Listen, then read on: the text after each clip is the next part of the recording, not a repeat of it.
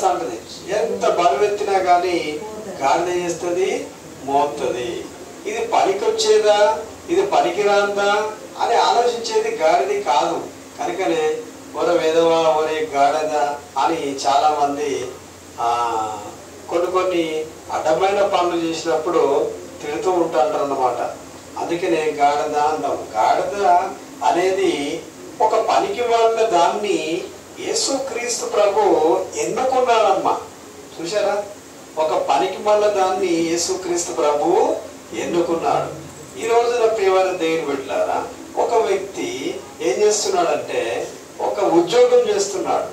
ఉద్యోగం చేశాడు. ఆ ఉద్యోగం చేస్తూ చేస్తూ ఆయన ఏమనుకుంటాడంటే, నేను ఈరోజు బాగా ఉద్యోగం చేస్తున్నాను, ఏదో ఒక టయానికి నా ఒక రిటైర్మెంట్ కాగానే నేను వచ్చి దేవుని సేవకై ఎన్నుకోబడతానని అతను దేవుని సేవ చేయడానికి ప్రయత్నం చేస్తాడు. అదంతా కూడా మంచి పద్ధతి కాదు. నీకు బలం ఉన్నప్పుడు దేవుని సేవ చేయాలి. అర్థమవుతుందా? నీ యొక్క ఆరోగ్యం అంతా సన్నగిలిపోయిన తర్వాత దేవుని సేవ చేస్తే లాభం ఏంది? అట్లనే ఇంకొక వ్యక్తిని గురించి మనం చూసినట్లయితే, ఒక కుటుంబంలో ఒక కుంటివాడు ఉన్నాడు, ఒక అవిటివాడు ఉన్నాడు, ఒక శాతగాని వాడు ఉన్నాడు, పనికి మాళ్ళవాడు ఉన్నాడు. ఉన్నప్పుడు ఏం చేస్తాడు తెలుసా? నాతో చాలా మంది అంటారు, ఒక కొడుకు ఏం పని చేస్తలేడు, నీతో పాటు తీసుకుపోండి, ఏంటి నీతో పాటు తీసుకెళ్ళండి అంటే ఇది ఏమన్నా పనికి వాళ్ళదా? ఇది మేము చేసేది పనికి వాళ్ళదని వాడు అనుకుంటున్నాడు. ఆ కుటుంబంలో ఏమనుకుంటున్నాడమ్మా, మేము చేసే పని పనికి వాళ్ళ పని అనుకొని, ఓ పాస్టరు మా కొడుకుని మీతో వెంటబెట్టుకొని పో, నీ కొడుకు పనికి వాళ్ళోడు.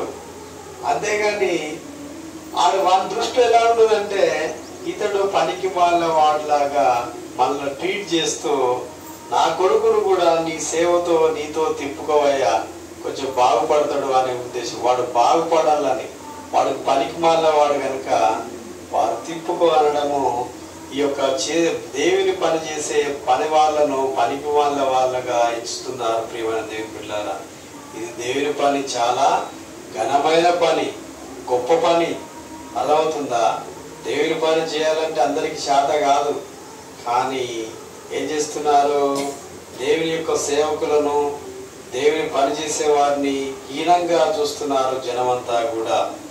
కానీ యేసుక్రీస్తు ప్రభు మాత్రము ఏం చేశాడంటే, ఏదైతే గాడిదగా పిలువబడుతున్నదో ఆ గాడిదను దాన్ని ఏం చేశాడు, అక్కడ ఉన్నది కట్టివేయబడ్డ దాన్ని తీసుకొని రండి అని శిష్యులకు ఆజ్ఞ ఇచ్చాడు.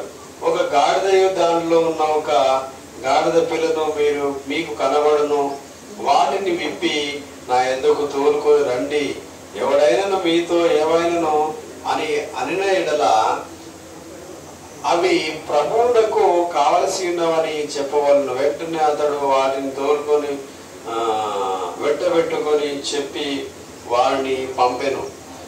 ప్రవక్తల చెప్పబడినది నెరవేరినట్లు ఇది జరిగెను. అదేమనగా, ఇదిగో నీ రాజు సాత్వికుడై